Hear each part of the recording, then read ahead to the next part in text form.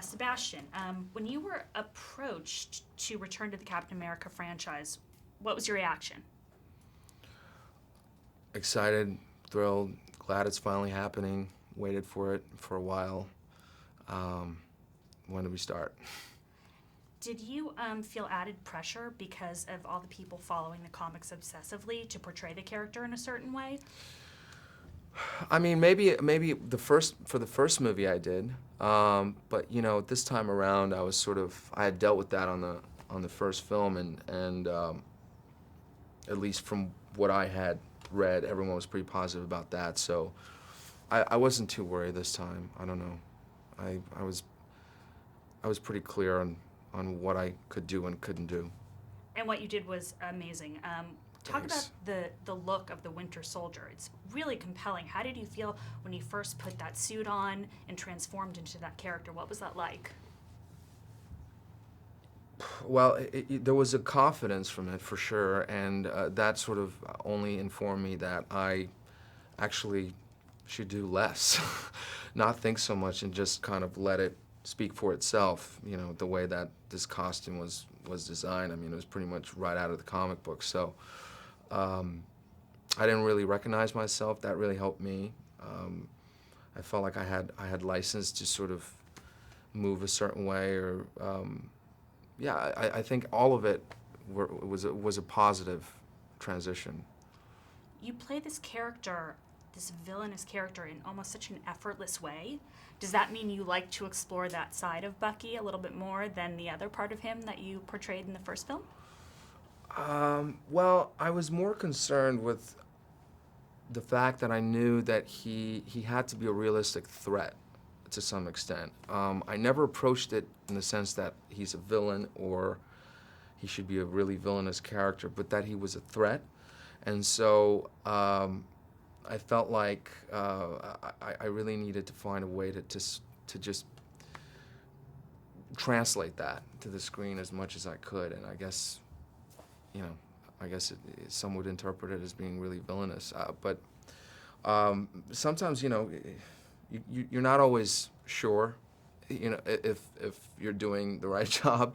You're kind of discovering that along the way. There were times where I was really confident, and there were times where I was, well, I hope what I just did really worked out, because I have no idea. It was great depth of character for someone who is portrayed as a villain, so it really works well. And part of the reason is, like I was saying, the look of the film, but also these incredible fight scenes and the background rivalry. What did you do to train for these fight scenes?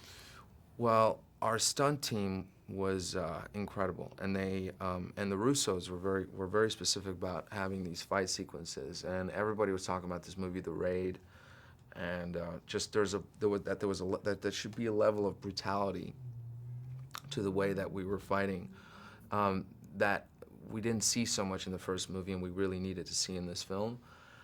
And you have to have patience. The only way to do it is you just have to keep repeating it over and over again, day after day. The whole thing is actually can't be that spontaneous. It has to be really worked out and calculated, because otherwise people get hurt. What were some specific new skills or a name of a move that you learned that you were just blown away that you could master it? There wasn't any names of moves. Just that close combat stuff, and some of the knife worked, which worked sometimes and other times didn't for me. I mean, that was really hard. That was really intricate stuff. When you watch the knife portion, it's edge of your seat. When audiences are watching that combat, it really adds a lot. Working with the Russo brothers, you were mentioning, how was it? I know that they wanted to ground it practically, and did that help inform your character? How was it to be directed by them in their style? Well, first of all, we should really know it was a hard job for them to come in. I mean, we already had established the movie a certain way, and then they came in. They hadn't worked with any of us before, so they were getting to know us as actors, as people. How do we respond to what? And at the same time, they were trying to continue what was already established.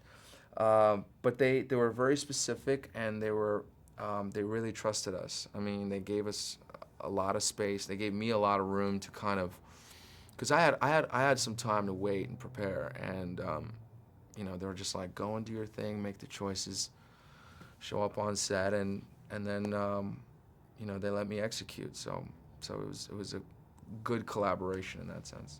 Is there a certain direction that you're kind of hoping your character will go in the future, kind of going back to his more honest soldier World War II roots, or going back to the more villainous side?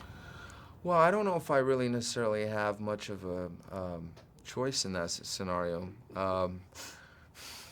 From like a standpoint of, you know, whether I'd like it to go that way or not, but also just because his story is in the comic books. I mean, it's gonna go, if it's gonna go anywhere, it's gonna go the way it is in the comic books.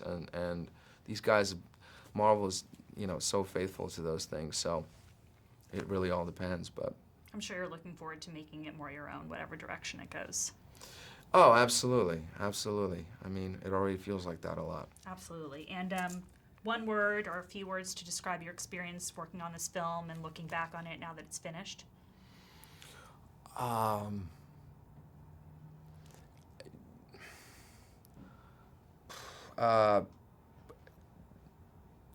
Always guessing.